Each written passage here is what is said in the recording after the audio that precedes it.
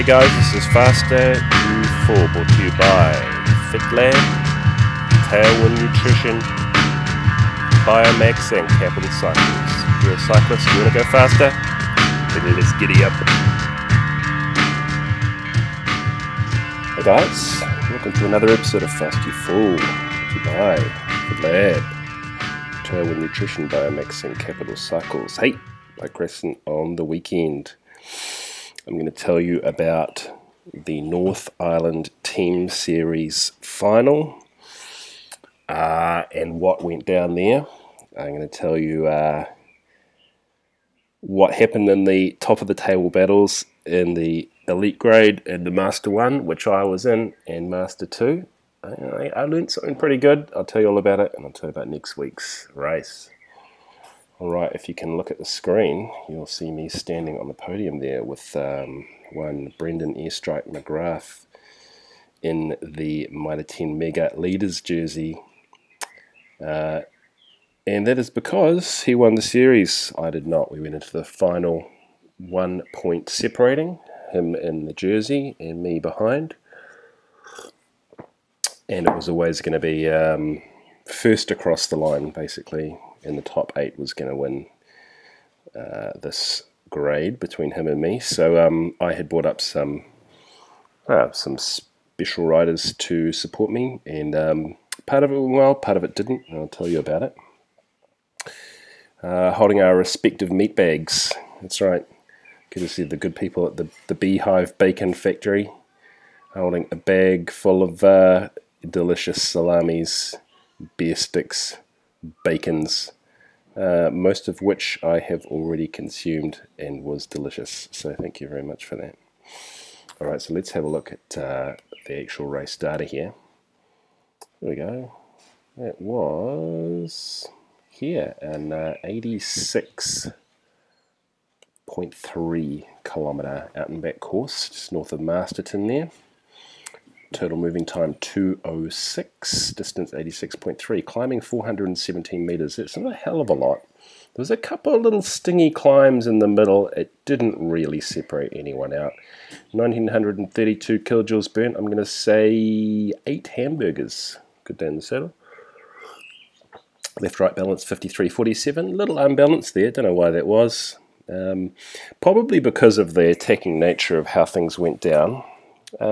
Maybe I put in bursts and I started pedaling that burst maybe on the, like on the right, like the sort of cock the revolver and, start pedaling on the right a little bit faster than I do on the left and puts more torque down or something like that. I don't know. Maybe there's something like that. I'm just talking out my ass. Average speed of 41 kilometers an hour, maximum of 70.6. Average power, look at this. Okay, here's something that'll tell you a little bit about how a race goes. The difference between your gross power and your effective power. Now look at it in this case. You've got an average power there of 255 watts. That's pretty low, but an effective power of 310, also known as a normalized power. So what you can tell is that the difference between those two, namely over 60 watts, that's a very big differential. And the reason for that is because the power delivery was stochastic. The normalized power takes into account the power cost of acceleration rather than just the raw power, and that was very true on this course. So not a huge power load overall, but the effective power was very high because there was a lot of attacking. I'll show you about that in a minute. Max heart rate 173, so that's actually starting to come down as my form comes down. Cadence of 92, it's fine. So let's actually have a look at the data here. It started out from basically the second that the neutralized section finished. It was technical and attacking and very weird. And to put it in a nutshell, actually you can see, if you're looking at the screen, if you look at the power data, you can see this just it's almost like a metronome. Every, I don't know, few minutes there's some big burst of power there, all through here. In fact, I'll just highlight a section here, a section of only 13 minutes with a normalized power of 333. Actually towards the middle of the race, or towards the start, the normalized power goes up a lot. It's very weird because because there would be periods of nothing and then periods of a lot. So that was because from the start, my tactics were I wanted to try to go away with some of the better riders on general classification, like Andrew Young and Matt Webber. Other teams had other things in mind because this was a flat-ish stage. Guys like the guy in the green, Suckle Nation, their team was always working very well for a sprint finish and holding it together. So my move was always this kind of like trying to be a little bit sneaky, go on the inside, look where Brendan was, try to attack off the front. So I have this style that's more about like this, trying to get off the front and then hold. I don't have this sort of devastating short power that a guy like Brendan does. Brendan would hit back at me with these sort of devastating punches, and then I would sort of grovel back up to him. And that was honestly like every single one of those bursts was almost some attack like that, where I would go or he would go. So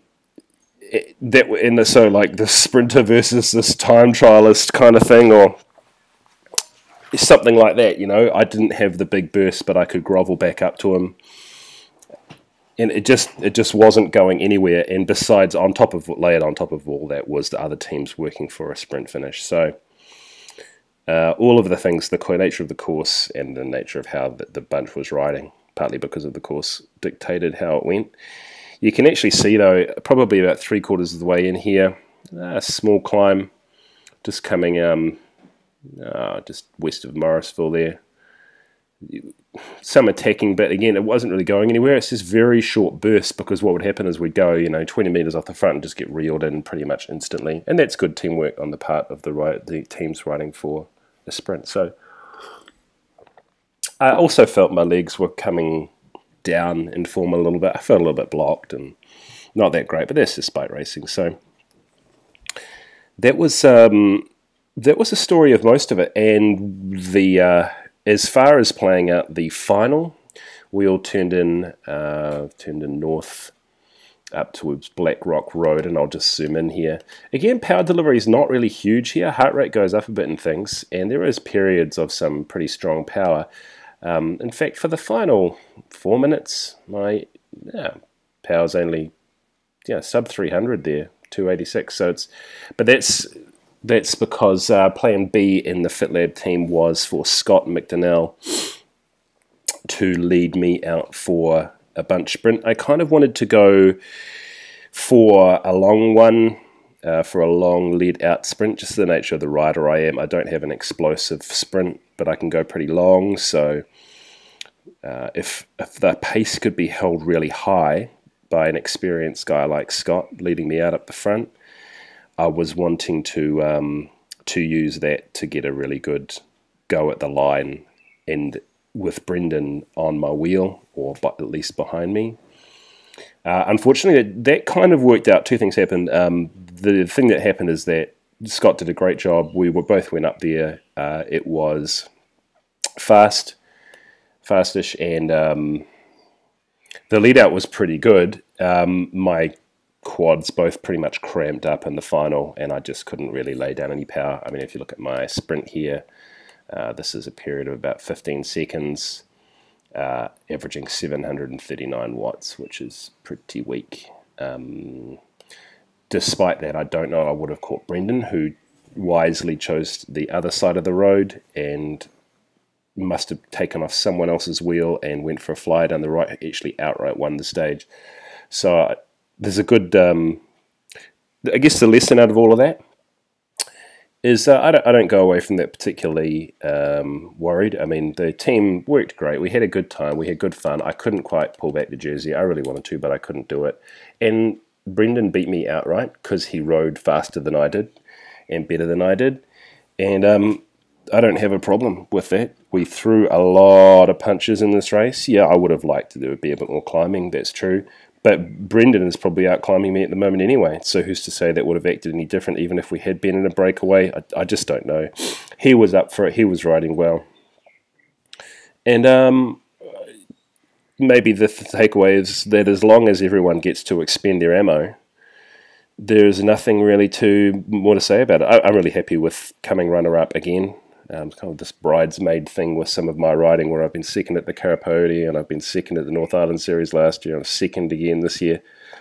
Yeah, one day I might get that bridal dress. You never know.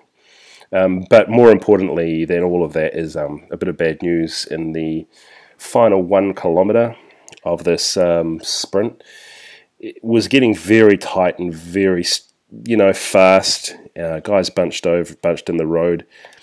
I don't really know what happened. All I saw was to my left, someone going off the side in the gravel and on the grass and stuff, getting a bit out of control. And which is not to say it was their fault. It's just the nature of sprinting sometimes.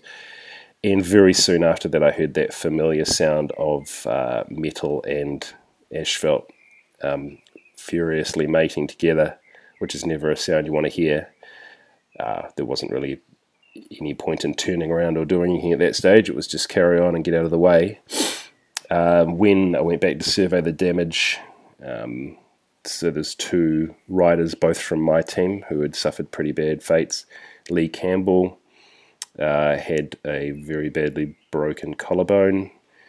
He was sitting in the car just waiting to be seen by the ambulance crew, and he was making sure that his teammate Ben Copsey, who was on the floor, was being seen to first by the ambo. So first thing is that's pretty good. His first concern was that the other guy got seen to first, which was pretty cool, especially when you're sitting there with your broken collarbone. And then about Ben, yeah. So he was laying on the ground, not getting up, which is the right thing to do. We had Matt Weber there from the Rivet team, helping him a lot, which was great. People were trying to do this thing where they're sort of staying out of the way, but also trying to help where they can, and that was great. Everyone was very helpful, and ultimately he, after being checked by the ambo crew, got taken away with Lee to Marston Hospital, and a couple of days later, the latest news is that he's had surgery in Wellington Hospital for something along the lines of compressed vertebra.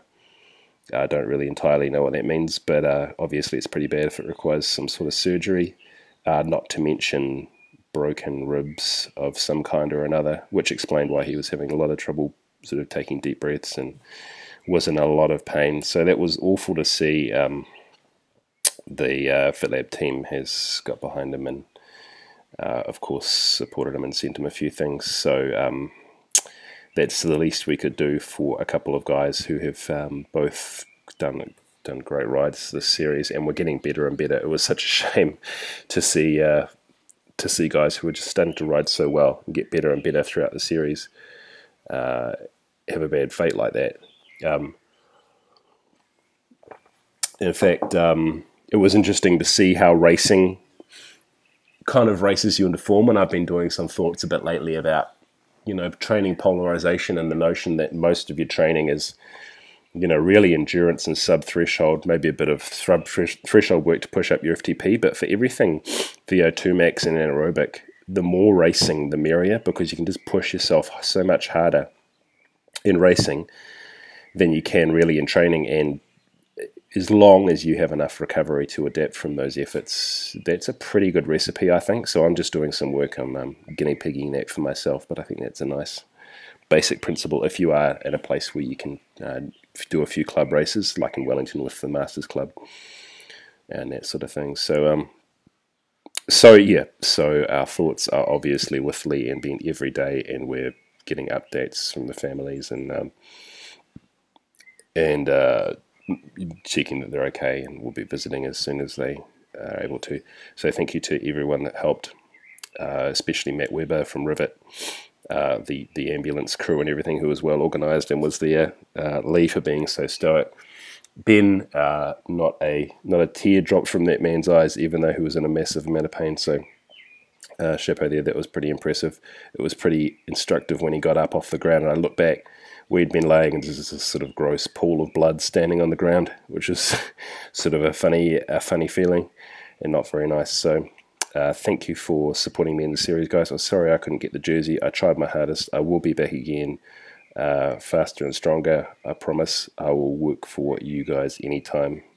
If you support me, I'll support you anytime. I'd really like, if anyone gets a chance to have a crack for a stage or something, of course, supporting you guys as well. So that was North Island Team Series 5. So let's have a look at final results, how they came down.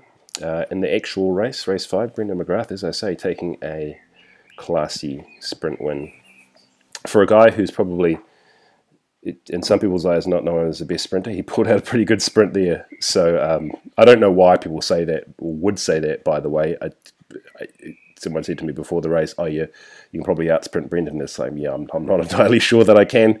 And that was proven hugely on that race. I don't think that's true. I think he's a good all-round rider. Nicholas Monroy from Cycle Nation doing a really good job to come in second there. Grant Perry, Gary Hall, Paul Delahunty, and me in 6th there. John Mudgway, Andrew Young, Jason McCarty, and Scott, my man, Mick Donnell, rounding out the top 10. So as I say, that finished with Brendan in 1st, me in 2nd, and actually just to say the points for Master 1, Gary Hall, because of that excellent result there, that final result, picked up the final podium place off Matt Webber. So well done, Gary. In Masters 2, this was the battle between Hobe Buke and Gary Anderson for the win. It was always going to be a big uphill battle for Hobe to try to get that off Gary on a flat course. Gary's not a man you want to be sprinting against ever, and so it worked out with Brent Backhouse from Mayo GP actually going off the front for a nice solo victory, 5 seconds ahead of the bunch. Gary Anderson taking the bunch sprint ahead of Rob Kilmington in 3rd. Hobe getting up again in 4th, but obviously not enough for the series. Gary taking the series outright, followed by Hobe in 2nd and Rob in 3rd getting up. So that was good. Good riding, guys. Hobe sort of in my kind of position coming into this race, him and I, but in the end not being able to sprint as well as the people we were up against. In the elite grade, we had Luke Mudgway winning, a time of 3:03, followed by Dave Rollins and Matt Higgins. So this changed around the top of the order as well, I think, meaning that Josh Page took the jersey ahead of Matt Webb-Smith in 2nd and Marty Hartley-Brown in 3rd. 78, 76 and 75 were the points, so super close. Anthony Norder coming in 4th with a really good ride. Dave Rollins on 71 points, even though on 56 points, even though he only did 3 races. So he's always very strong. So that was how it worked out. I think. Thank you. I'd just like to say thank you to the organisers, George Sandoval, all the rest of them. They've been asking some questions lately about how to improve or update the courses for next year, which is a really nice proactive thing to do. I don't know, I just threw in this idea in the box of having a time trial, either as the final stage or, you know, like a 2-stager and have a time trial, some kind of time trial where maybe it's flat and then you go up a climb, so it's half flat, half climb, up Admirals or something like that for the final. You know, the idea that if guys are really close on points, that'll separate them out. And, you know, if you have half flat and half climbing, that wouldn't necessarily favour the big boys or the skinny boys any better or the other. So yeah, I think that might be an interesting notion. I don't know if they're going to do it or not, but it's just something I threw out there. Potentially another criterium on that racecourse circuit, which has apparently had the course, the surface fixed up and is really nice now. So maybe something like that. And I think they're going to keep in things like the race 3, which was kind of a, I think everyone would agree, well, a lot of people from what I hear was a bit of a favourite this year. Martinborough Tora, Martinborough with a decent climb, and the gravel circuit. That was a great course. I mean, some things I think that were really important about the series was my breakaway with Mark Donald being pulled back in the final couple of kilometres of that race. That was some great teamwork on the part of Roadworks, working, especially Callum Kennedy, working for working for Brendan Airstrike McGrath, so that was important teamwork. There was things like Mark Donald took some points off me in race 4 in the final uphill sprint. That was again good teamwork. There was in race 2, Brendan again sprinted well to beat me in the final. It was a little bit like it was on race 5. So there's some sort of really important bits. I think Brendan rode better than me overall, was the stronger rider than me overall, and I did get lucky in 1 or 2 places. It could have been different if race 3 had worked out better for me in the breakaway, but it didn't. So all in all, good series. Thank you to the organisers, and thank you to my team, and thank you to all the teams, really. I think it worked out really well. So I'll leave it at that. Our next race is Wellington Masters Cycling Club next weekend. Just a little handicap race up in where are we? We are in Waitohu Valley, South Manukau Circuit, 3 laps, 45 kilometres. I know nothing about this course, really. I'm not even sure I've ridden it before. That will probably start at, I imagine, 9 o'clock on sunny Sunday. I hope some people come along. There's probably fewer people coming to this after they've blown their load at Taupo and Trust House Series and things, but if you can come along, I'll be there. I'll be racing. Come and grab a FitLab bottle. Anyone that comes up to me and says they listen to the podcast, free FitLab bottle. I might even put some lollies in it if you're lucky. You never know. I might even get a hug and a kiss. You never know. But I will see you there. So I'll leave it there. As always, if you'd like a coaching plan from me, you can go to fitlab.co.nz. You can email me, steve@fitlab.co.nz. Fast You Fall is brought to you by FitLab, Tailwind Nutrition, Biomaxa, and Capital Cycles. I will see you on the weekend. Thanks for watching / listening to Fast You Fall, brought to you by FitLab, Capital Cycles, Tailwind Nutrition, and Biomaxa. If you'd like to get in touch for a coaching program or testing, you can get hold of me, steve@fitlab.co.nz. Go to fitlab.co.nz. Talk soon, guys.